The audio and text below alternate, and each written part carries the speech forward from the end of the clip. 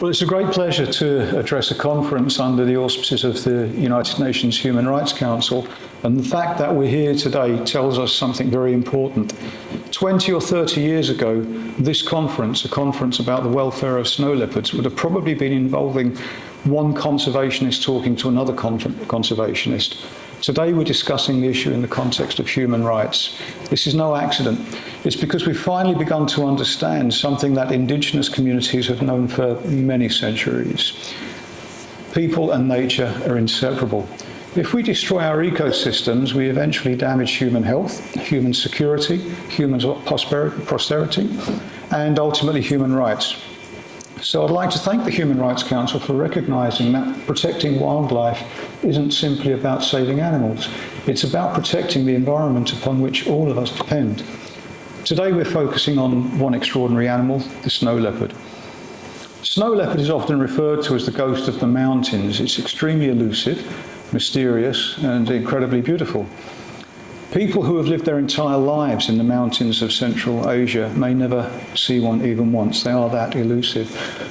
But the snow leopard isn't important simply because it's unique, because it's rare. It's important because it's one of nature's architects. The snow leopard is the top predator across some of the most spectacular mountain landscapes on the earth. Because it's at the very top of its own food chain, it helps keep the entire ecosystem in balance. This is why conservationists would describe it as a keystone species. If you think about an arch, that one at the top there, that stone is the keystone. If you remove that, the arch falls. Same's true in nature. If snow leopards disappear, we don't simply lose one animal, we begin to lose an entire ecosystem. I'll explain what I mean. Snow leopards prey mainly on Siberian ibex and argali. The argali is a very ugly looking sheep. The snow leopard is welcome to it. In Central Asia, predators perform an essential service because they keep prey populations healthy and they also prevent overgrazing. Without keystone species such as the snow leopards, those natural balances begin to change. Too many grazing animals in the wrong place can strip fragile mountain vegetation.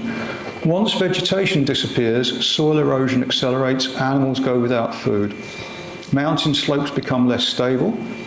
Quality of watersheds declines. That matters because those watersheds supply water to millions of people. In other words, protecting snow leopards is also about protecting clean water. But the story really doesn't end there. Healthy snow leopard habitat also supports Himalayan brown bears, Eurasian lynx and wolves, all endangered species. If one major predator disappears, the balance between the remaining predators can change quite radically. Competition increases, human-wildlife conflict often becomes more common, livestock losses can rise, nobody benefits from that, even birds are affected. Not a nice image, but bearded vultures and golden eagles rely quite heavily on carcasses left behind by snow leopards. You take away the snow leopard and you've removed an important food source for species that are already themselves endangered.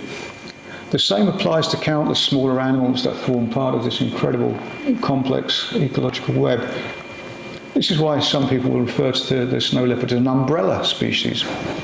Protect the snow leopard and you're protecting the ibex, argali, bears, wolves, birds of prey, alpine grasslands, rivers, people, investment.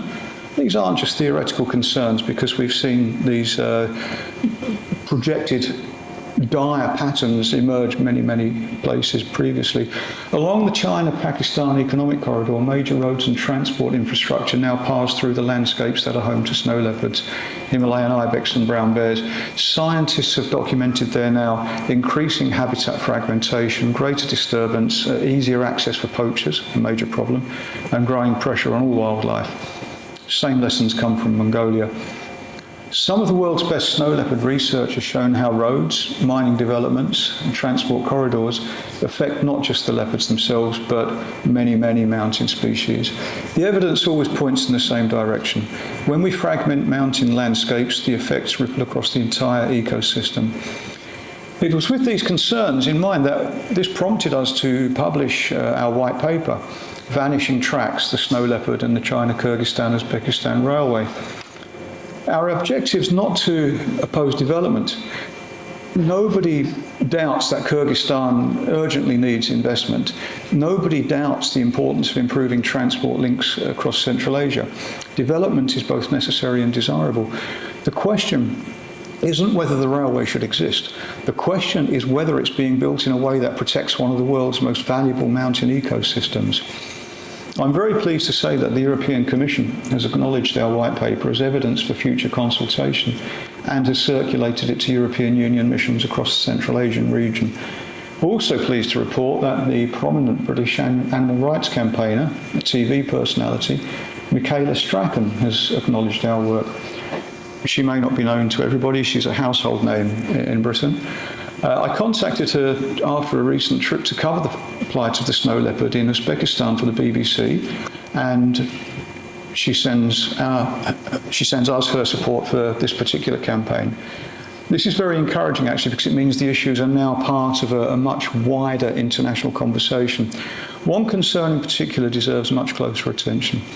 For a project this size and of environmental significance, there appears to be no comprehensive environmental impact assessment for the Kyrgyz section of the railway that has been publicly made available. If such an assessment exists, it's not been made readily accessible for independent scientific scrutiny or for meaningful public discussion. This matters. It appears to be that the assessment is being hidden from public gaze. We can only speculate as to why that may be. Environmental impact assessments aren't simply paperwork. They're one of the most important tools that we have for avoiding environmental mistakes before they happen. They force governments and developers to ask difficult questions. How will wildlife continue to move across the landscape? Will migration routes remain open? Can breeding populations stay connected? Will access roads increase poaching? The list is a very, very long one. The Human Rights Council has now recognised that environmental protection is no longer just an environmental issue, it is a human rights issue. Communities have the right to environmental information, the right to participate in decisions that affect their surroundings. Future generations have a right to inherit a planet that is still capable of sustaining life. Those principles apply whether we're discussing forests in the Amazon, coral reefs in the Pacific, or mountain ecosystems in Central Asia. The snow leopard has been around a very long time. The snow leopard has survived ice ages, earthquakes, and some of the harshest conditions on Earth.